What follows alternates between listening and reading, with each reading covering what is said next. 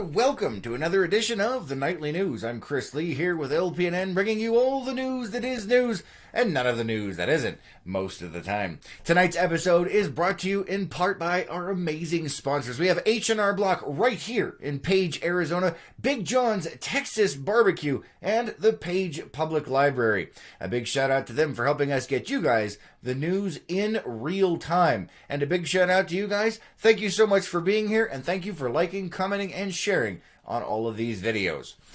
All right, let's go ahead and jump right on in tonight. This news is from, hold on, Michael says, good evening, Chris, good evening, good to see you, thanks for being here. This is from Coconino County. An arrest has been made in the homicide of a woman whose body was found at Bly Pit in the Blue Ridge area. Detectives were able to make a preliminary identification of the victim, and through their investigation, identified a person of interest. Detectives questioned the person, and during the investigation, the person admitted to striking the victim several times while she was lying in bed. The suspect informed detectives that he then moved the victim and concealed her in the area identified as Bly Pit, where her body was found. Authorities are still waiting for identification confirmation of the victim from the Coconino County Medical Examiner's Office. The suspect was arrested and booked into the Coconino County Jail for first-degree homicide, aggravated assault with a deadly weapon, tampering with physical evidence, abandonment and concealment of a dead body, and consuming liquor while operating a vehicle. He is currently being held on a $1 million secure bond. The investigation is still ongoing. In other news, the accident. Through our loyal viewers, LPNN learned of an accident that occurred on Highway 89 earlier today involving a tour bus and a passenger vehicle. According to officials who were on the scene, a tour bus and an SUV collided at mile marker 35, causing the SUV to roll multiple times. A helicopter was required to transport 2 victims to nearby hospitals, and 2 victims were transported to nearby hospice care and lifeguard.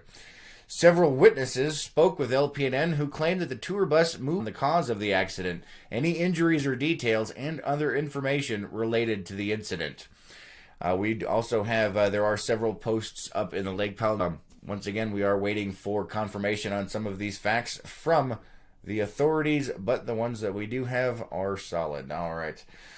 Let's see. Renee says, howdy, Renee. Thank you for being here. We appreciate it. Moving on to some other news, the State Line launch ramp will reopen on Monday, May 13th for this year's season. The Wahweap Marina launch ramp is currently open and will remain available for visitor use. Steven says, good evening from Atlanta. Good evening, Atlanta. Good evening, Steven. Thank you for being here. We appreciate it. And thanks for liking, commenting, and sharing on all of these videos. We do appreciate that. All right, let's see what else we have here. From the Navajo Police Department.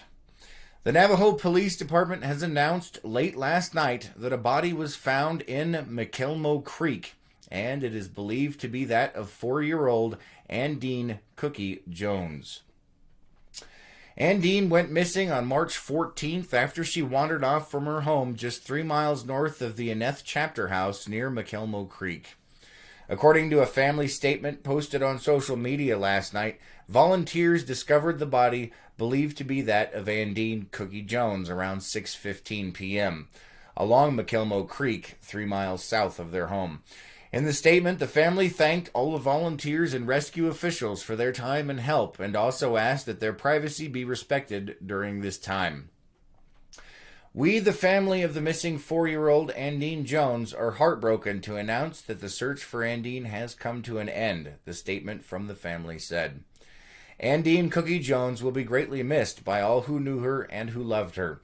She brought such joy to our family and will forever live on in our hearts and memories, the statement continued.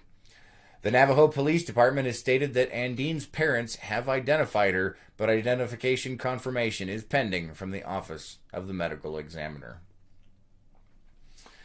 All right, let's see what else we have for you guys tonight. Let's see. Allie says, howdy from Wyoming. Hello, Wyoming, and hello, Allie. Thank you for being here tonight. We do appreciate it. And thanks for liking, commenting, and sharing on all of these videos. All right, in more local news, the Page Public Library is changing their hours. Starting next Monday, the library's hours will be 10 a.m. to 7 p.m. Monday through Friday, and they will be closed on Saturdays and Sundays. In state news, disability placards. ADOT has announced that motorists who qualify for a permanent disability placard will now be issued blue permanent placards that have no expiration date. A new state law has eliminated the state's 5-year renewal requirement for the placards. The change does not affect the red temporary disability placards that are valid for only 6 months and does not affect the requirements to qualify for a disability placard or license plate. Those who have placards with expiration dates should exchange them for a permanent placard. This can be done at any time, no matter the date of the expiration.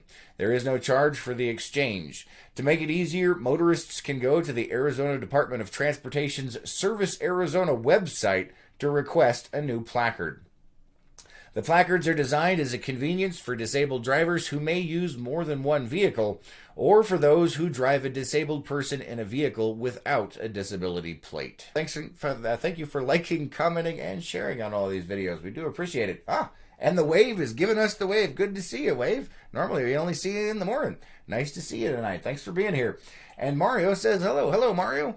Hopefully it's not too hot down there in Phoenix just yet. Moving on to some other news, the Grand Canyon. Another visitor to the Grand Canyon has died after a man fell 400 feet over the south rim, according to authorities. Just before noon yesterday, National Park Rangers responded to a call that someone had fallen over the rim east of the Yavapai Geology Museum. Rescue crews from the park recovered the body of a 67-year-old man. The investigation is ongoing and no other information is available at this time. This is the third death at the Grand Canyon since last month, where 2 people died in separate incidents that included one man falling over the edge of the rim at Eagle Point while trying to take pictures. All right, moving on to some events that are going on here in the area. All of these events that do go on here in Page and the surrounding areas, we do have at lakepowellnews.com, where you can check that local calendar of events and all kinds of other stories that we have more in-depth information on. As a matter of fact, I actually wrote an article today, and if you're trying to help businesses, staff, management, and those that are curious, we'll be discussing the Navajo and Asian cultures. The event is free and is at Coconino College at room A1. It runs from 6:30 p.m. to 8 p.m. All right, let's see what else we have here. The Easter egg hunt, the annual Page Easter egg hunt, is scheduled for April 13th from 9 a.m. to 11 a.m. at the Page Sports Complex. Don't forget, that's going to be a lot of fun. They're expecting almost 1,500 people down there. So it's going to be quite busy down there. They are looking, however, for some volunteers to help with setup, teardown, and all of the stuff in between. If you are interested in volunteering or you know someone that is, you can call 928-691-0208 to give them a helping hand for all of those anxious Easter egg hunters out there. All right, let's see what else we have here. There's going to be a Page shuttle meeting coming up. On Monday, April 15th at 4 p.m., there will be a meeting at the Page Chamber of Commerce to discuss starting a circulator shuttle to connect travel partners, accommodations, and attractions within the Page area with the National Park Express. It says here, come get your voices heard. It is estimated the meeting will take around 45 minutes and light refreshments will be served. Once again, that's on April 15th. That's a Monday at 4 p.m. if you're interested in that. Also coming up is from Ken's Tours. Ken's Tours is also doing an Easter egg hunt. It says here, mark your calendars. Ken's Tours Lower Antelope Canyon will be hosting their second annual Easter event on Saturday, April 20th, starting at 9 a.m. and going until noon. This year, there will be a petting zoo, an Easter hat decoration contest, and an Easter egg hunt for kids and adults. All right, let's go ahead and check on the weather and see what that has in store for us tonight, if it decides to work. Let's see, maybe? All right. Oh, yeah. There we go. All right. So it looks like tonight, A low of 48 degrees and partly cloudy out there. Tomorrow, a high of 68 with a low of 50 and partly cloudy. Those winds staying below about 10 miles an hour. Let's see. Yep, 10 miles an hour. Just checking. And on Saturday, it looks like we have a small chance of rain, about 33% or so at about midnight. On Saturday, it looks like the winds are going to be picking up to closer to 15 miles an hour, partly cloudy with a high of 68 and a low of 47. And on Sunday, warming right back up to 72 degrees with a low of 50 and mostly sunny.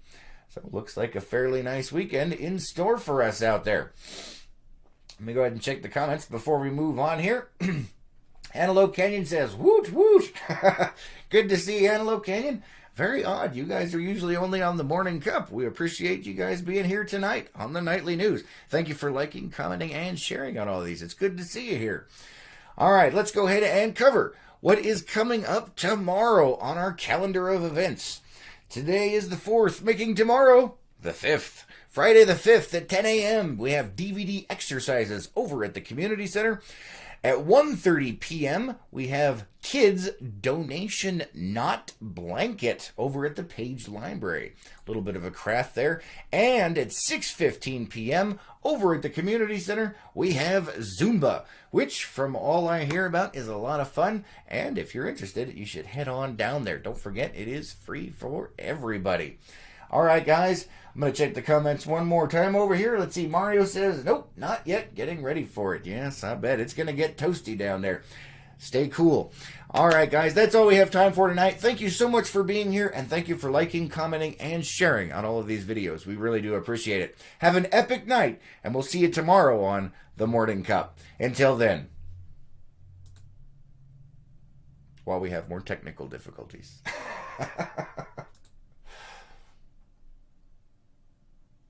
It has to think about it. Ah, yes. Good old Page Internet. All right, there we go, guys. Have an amazing night.